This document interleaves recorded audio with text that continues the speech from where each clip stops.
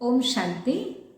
बाबा ने कहा अपना स्वभाव बाबा जैसा इजी सरल बनाओ। तुम्हारे में कोई घमंड नहीं, ज्ञान युक्त बुद्धि चाहिए, अभिमान न हो।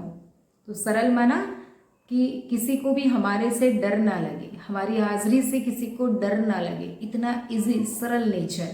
फिर बाबा ने कहा कि बाबा के बच्चे सेवा करते लेकिन बेबी से भी बेबी हैं। क्यों? क्योंकि बाबा कहते हैं कि जो भगवान हमें प्रिंस प्रिंसेस बनाते हैं उसको हम कहते हैं कि हम भूल जाते हैं उनको याद करना। तो बाबा हमें उलहना देते हैं कि बच्चे मुझे भूल जाते हैं याद करना। तो बाबा कहते हैं हाथों से काम करना है लेकिन मन और बुद्धि से, दिल से तो बाबा को याद करना है। फिर बाबा ने कहा कि लक्ष्य, तो लक्ष्य कौन सा है? ब्रह्मा बाबा जब बैठते थे तो उनके बाजू में लक्ष्मी नारायण का फोटो रहता था, बड़ा सा फोटो। तो बाबा कहते हैं ये लक्ष्य जो है लक्ष्मी नारायण का, उसको सामने रखो कि मुझे इनके जैसे दैवी गुण धारण करने हैं। कभी भी निराश नहीं होना है। कभी ये ख्याल ना आए कि हम थोड़ी ना राजा बनेंगे, અમે થોડી ના રાજા બનીશું, રાજા બનવાવાળા તો બીજા છે, આપણે તો પ્રજા બનીએ તોય, બહુ દાસ દાસી બનીએ તોય। તો બાબા શું કહે છે કે આવા વિચાર આપણને આવવા જોઈએ નહીં। પુરુષાર્થ करना है हमें और उच्च पद पाना है। એટલે બાબાએ આજે કહ્યું કે 8ની માળા, 108ની માળા અને 16,108ની માળા, તો એમાં બાબા દાણા લે છે, પાછા નીકળે છે, દાણા લે છે। તો કોઈનો પુરુષાર્થ ક્યારેક વધારે છે તો ક્યારેક ઓછો, કોઈ બાબાને બહુ સતત યાદ કરે છે, વળી પાછો ડાઉન પુરુષાર્થ થઈ જાય છે, પછી તો એવું ચાલ્યા કરે છે। તો બાબા શું કહે છે कि बाबा को बड़े प्यार से याद करना है, इसमें हमें बेबी नहीं बनना है। याद के लिए सवेरे का टाइम अच्छा है, आराम से शांति में बैठकर याद करो। कारण के सवारे अमृत वेला ब्रह्म मुहूर्त में त्यार तो आपने कोई कार्य ना हो, कोई बोलावनार ना हो, कोई टेन्शन ना हो।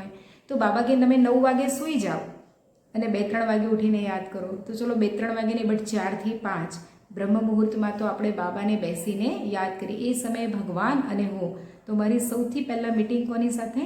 બાબાની સાથે। વરદાન બાબાએ કીધું यज्ञ सेवा द्वारा सर्व प्राप्तियों का प्रसाद प्राप्त करने वाले ऑलराउंड सेवाधारी भव। बाबाए कीधु संगम युग पर सेवा का चांस मिलना यह भी ड्रामा में एक लिफ्ट है। क्योंकि भगवानना घरनी एक पण स्थूल सेवा, स्थूळमाना कि आ देह द्वारा આપણે કોઈ પણ સેવા કરીએ છીએ, અને સૂક્ષ્મ સેવા કે મનસા સેવા કે બાબાને યાદ કરી અને આખા વિશ્વની અંદર શાંતિના, પ્રેમના, પવિત્રતાના વાઇબ્રેશન ફેલાવા, તો એ સૂક્ષ્મ સેવા થઈ।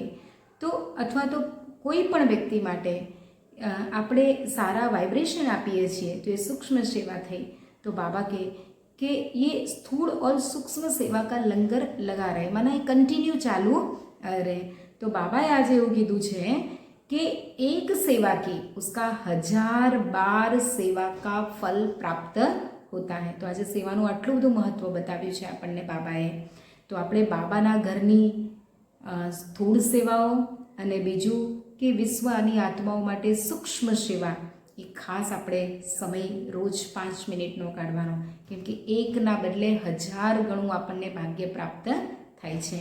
किसी को भी संतुष्ट करना, वो भी मर्यादा में रहकर, श्रीमत तोड़ीने नहीं, यह सबसे बड़ी सेवा है। मेहमान नवाजी करना यह सबसे बड़ा भाग्य है। स्लोगन स्वमान में स्थित रहो तो अनेक प्रकार के अभिमान स्वतः समाप्त हो जाएंगे। અને બાબાએ આજે એવું કહ્યું કે જેમ રોયલ આત્માઓ, મોટી મોટી હસ્તીઓ, સેલિબ્રિટીઓ, એ બધાની પાછળ લોકો કંઈ ને કંઈ ટીકા ટિપ્પણી કરે છે, તો એ એક એકને રિપ્લાય આપવા જાય છે? નથી જતા ને। किसी को भी वो रिप्लाई देने नहीं जाते हैं।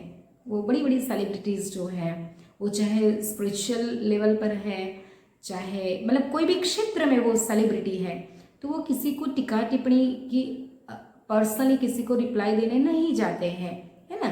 तो वैसे बाबा ने आज हमको कहा कि हम भी रॉयल बाप के रॉयल बच्चे हैं, देवकुल की आत्माएं हैं।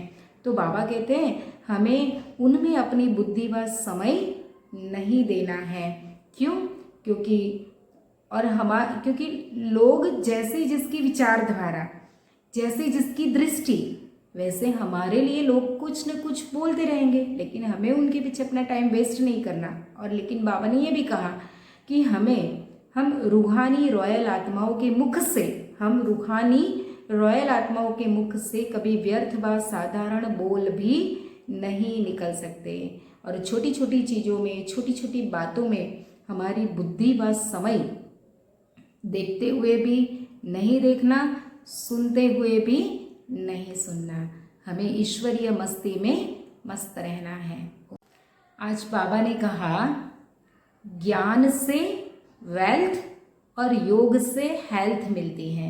तो बाबा ने कहा था ना कि जितना हम बाबा को याद करेंगे, योग माना बाबा को याद, उतने हमारे अंग शीतल होते जाएंगे, है ना। तो हेल्थ माना तन तंदुरुस्त होता है। जितना हम भगवान को याद करते हैं उतने हमारे विकर्म विनाश होते हैं, और जब विकर्म विनाश होते हैं तो तन भी तंदुरुस्त होता है। और बाबा ने कहा कि ज्ञान से, तो भगवान ने कहा है कि जिसके पास ज्ञान धन ज़्यादा है तो उसके पास स्थूल धन तो ऑटोमेटिक आता रहेगा। तो योग से हेल्थ और ज्ञान से वेल्थ मिलती है।